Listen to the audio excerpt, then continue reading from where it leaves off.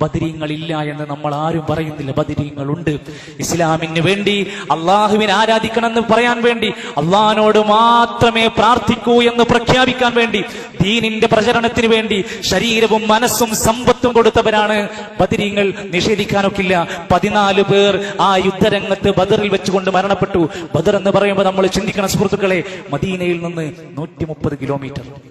നമ്മുടെ വീട്ടിൽ നിന്ന് 1/2 കിലോമീറ്റർ പള്ളിക്ക് വരാൻ വെയില്, മഴ, ചൂട്, വണ്ടി, പെട്രോൾ കാരണം പറയുന്നവരാണ് നമ്മള്. 130 കിലോമീറ്റർ മദീനയിൽ നിന്ന് ബദറിലേക്ക് എന്നാ പോകുന്നത്? റമദാൻ 16 അന്ന്. യുദ്ധം എപ്പോഴാണ് ആരംഭിക്കുന്നത്? റമദാൻ 17 പകല്. ആ ചുട്ടുപൊള്ളുന്ന വെയിലത്ത് പ്രവാചകരെ സംരക്ഷിക്കാൻ, ഇസ്ലാമിന്റെ ഇസ്സത്ത് ഉയർത്താൻ വേണ്ടി പോരടിച്ചവരാണ്.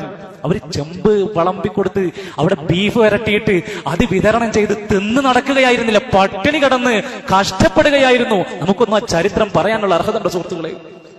ആ ബദരീങ്ങളെ സംബന്ധിച്ചിടത്തോളം അവർ ലോകത്തിന്റെ ഇസ്സത്താണ്. അല്ലാഹു പോലും ഖുർആനിൽ അവരെ പറ്റി പറഞ്ഞു, വലഖദ് നസറകുമുല്ലാഹു ബിബദരിൻ വഅൻതും അദില്ല. ബദറിൽ നിങ്ങൾ വളരെ കുറഞ്ഞ ദുർബലരായിട്ട് പോലും അല്ലാഹുവിന്റെ സഹായം നിങ്ങൾക്കുണ്ടായി. എന്തേ കാരണം? എങ്ങനെ സഹായിച്ചത്?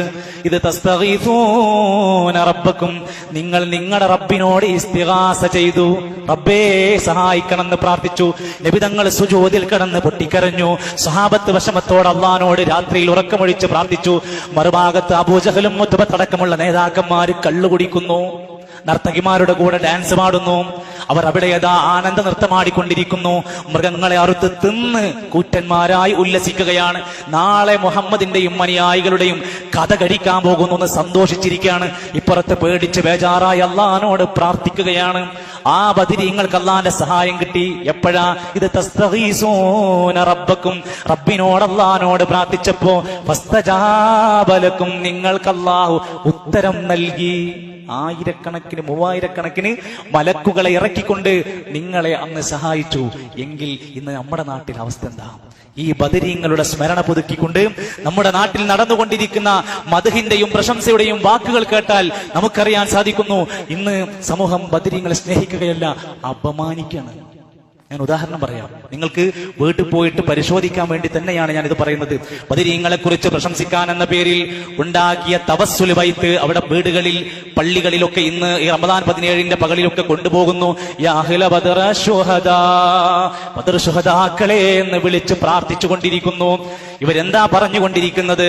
ഞങ്ങൾ സ്നേഹിക്കുകയാണ്, ബഹുമാനിക്കുകയാണ്, ആദരിക്കുകയാണ് എന്ന പേരിൽ ഈ ബദരീങ്ങളെ തന്നെയും വിളിച്ചുകൊണ്ട് തവസ്സുൽ ബൈത്തിൽ നമുക്ക് കാണാം ചൊല്ലിക്കൊണ്ടിരിക്കുമ്പോ ലാ ഇലാഹ ഇല്ലല്ലാഹു ലാ ഇലാഹ ഇല്ലല്ലാഹ് ലാ ഇലാഹ ഇല്ലല്ലാഹ് മുഹമ്മദുർ റസൂലുള്ളാഹ്.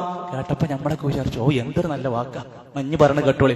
എല്ലാ ഗുണങ്ങൾ നേടുവാൻ, കുറ്റങ്ങളെല്ലാം നീങ്ങുവാൻ, സ്വർഗത്തിൽ ഒന്നായി ചേരുവാൻ ബദരീങ്ങളാൽ തുണ റബ്ബനാ.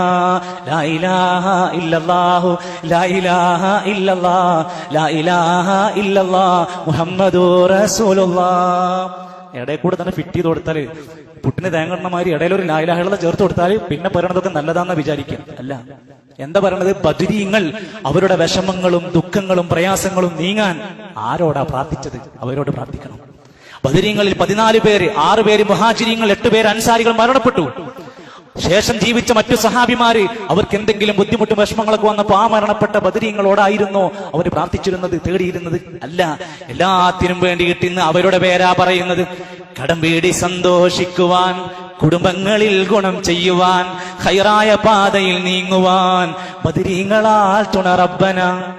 ഇത് നേരെ പടച്ചോനെ എന്ന് പറഞ്ഞാൽ പോരെ? ഇതിന്റെ ഇടയിൽ എന്തിനാണ് ഒരു മഹാന്മാരെ കൊണ്ടുവച്ച് ഇതാണ് തവസ്സുൽ ചെയ്യാന്ന് പറഞ്ഞത്? അങ്ങനെ അള്ളാഹുവിനോട് ചോദിക്കേണ്ട കാര്യങ്ങൾ ഇവരോട് വെച്ച് ചോദിക്കുകയാണ്. പ്രഷറും പ്രമേഹം ഷുഗറതും അറ്റാക്ക് ക്യാൻസർ മുഴുവനും ശിഫ തന്ന് ദീർഘായുസ്സിനും ബദരീങ്ങളാൽ തുണ റബ്ബന. പ്രഷറും ഷുഗറും കൊളസ്ട്രോളും ക്യാൻസറൊക്കെ ബദരീങ്ങളെ കൊണ്ട് മാറ്റി തന്നെ. സുഹൃത്തുക്കളെ, ആ ബദൽ പങ്കെടുത്ത സഹാബിമാരെ പിൽക്കാലത്ത് ജീവിച്ചപ്പോൾ കോളറ ബാധിച്ച് മരിച്ചിട്ടുണ്ട്. അവരോടാണ് ഇപ്പൊ നമ്മൾ ചോദിക്കുന്നത്, ഞങ്ങൾ അറ്റാക്കും ഷുഗറും കൊളസ്ട്രോളൊക്കെ മാറ്റി തന്നെ.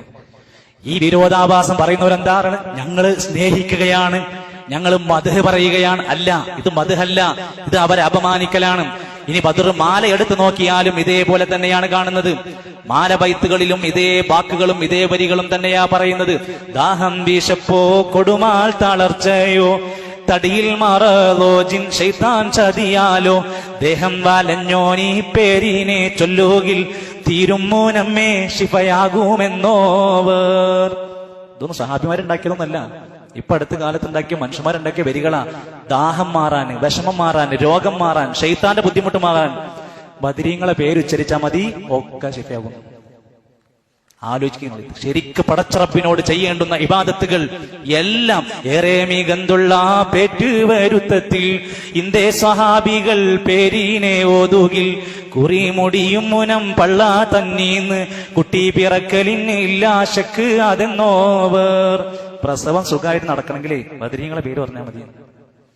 ഇങ്ങനെ മനുഷ്യന്മാരെ ദീനിൽ നിന്ന് തെറ്റിച്ച് ഒരു ബദരീങ്ങൾ എന്ന യഥാർത്ഥ ജീവിത ത്യാഗം ചെയ്ത മനുഷ്യന്മാരുടെ പേരിൽ പോലും കള്ളക്കഥകൾ ഉണ്ടാക്കി മദർ മൗലിദുകളിൽ എല്ലാ കഥകൾ പറഞ്ഞുകൊണ്ടാണ് അറബിയിൽ തട്ടിപ്പ് നടത്തിയ ഒരുപാട് വാചകങ്ങൾ കാണാം. അതിൽപ്പെട്ട ഒരു കഥ കൂടെ പറഞ്ഞ് അവസാനിപ്പിക്കാം.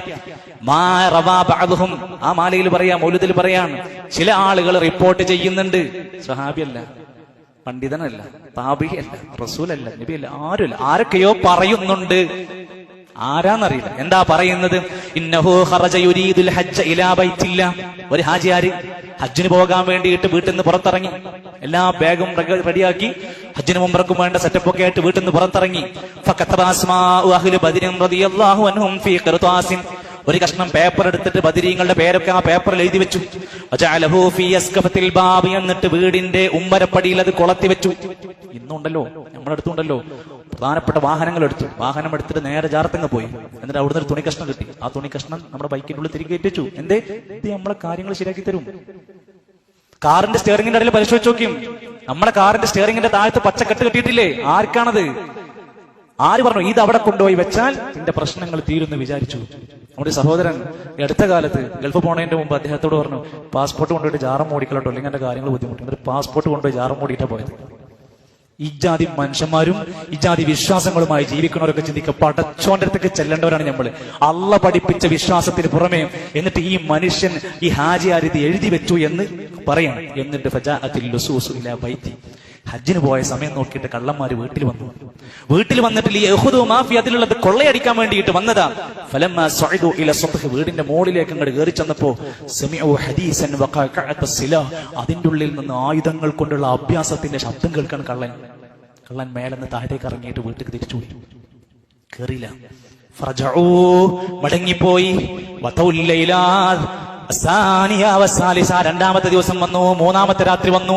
അപ്പോഴൊക്കെ ഇതേ ശബ്ദം അവിടെ കേൾക്കുകയാണ്. അങ്ങനെ ഇതിൽ നിന്ന് പിന്തിരിഞ്ഞ അത്ഭുതത്തോടെ ഈ വീട്ടിൽ നിന്ന് മോഷണം നടക്കൂല, ഇവിടെ ആളുണ്ട്. കുറച്ച് ദിവസം കഴിഞ്ഞിട്ട് അദ്ദേഹം മടങ്ങി ഹജ്ജ് കഴിഞ്ഞ് തിരിച്ചു വന്നു. കള്ളനതാ അവരുടെ വീട്ടിലേക്ക് ചോദിച്ചു, നിങ്ങൾ ഈ വീട്ടിൽ ആരെങ്കിലും കാവലാക്കിയിരുന്നോ? ഞാൻ കാവലാക്കിയിരുന്നു. ആരെയാ കാവലാക്കിയത്? ഞാൻ ആയത്തുൽ കുർസി ഇവിടെ എഴുതി ഒട്ടിച്ചിരുന്നു. പിന്നെ ഞാൻ ബദരീങ്ങളുടെ എല്ലാവരും പേര് ഇവിടെ എഴുതി ഒട്ടിച്ചിരുന്നു. അപ്പൊ കള്ളം പറഞ്ഞു അത്രേ, എന്നാ വെറുതെ അല്ല, ഞങ്ങൾ ഇവിടെ വന്നപ്പോ സൗണ്ട് കേട്ടിരുന്നു. ഈ കള്ളന്മാരെ കഥയും ഈ കള്ളന്മാരെന്നെ എഴുതിണ്ടാക്കുമ്പോ ഒന്ന് നല്ലോണം ആലോചിക്കണം. നല്ലതാ പ്രിയപ്പെട്ട സഹോദരങ്ങളെ. ഇങ്ങനെ ഒരു പേരെഴുതി കെട്ടിത്തൂക്കിയാൽ വീട്ടിൽ കള്ളം കയറൂല, വീട്ടിൽ മോഷണം നടക്കൂല, മതില് പൊളിഞ്ഞാടൂല എന്ന് വിശ്വസിക്കുന്ന ബദരീങ്ങൾക്ക് ഇതൊന്നല്ലായിരുന്നു പണി. അവർ ദീന് പോകുമെന്നാണ് നോക്കിയിരുന്നത്. നമ്മൾ അവരുടെ വിശ്വാസത്തെ മുൻകി പിടിക്കുക, അവർ പഠിപ്പിച്ച ഇസ്ലാമിന്റെ മാതൃകകൾ ചേർത്ത് പിടിക്കുക. ഇസ്ലാമിന് വേണ്ടിയിട്ട് ശരീരം കൊണ്ട്, മനസ്സുകൊണ്ട്, സമ്പത്ത് കൊണ്ടും അധ്വാനിക്കാൻ, പണിയെടുക്കാൻ വേണ്ടി തയ്യാറാവുക. അള്ളാഹുവിന്റെ മാർഗത്തിൽ അടിയുറച്ച് ഈമാനോടുകൂടെ ജീവിക്കാനുള്ള തൗഫീഖ് അള്ളാഹു നമുക്ക് പ്രദാനം ചെയ്യുമാറാകട്ടെ.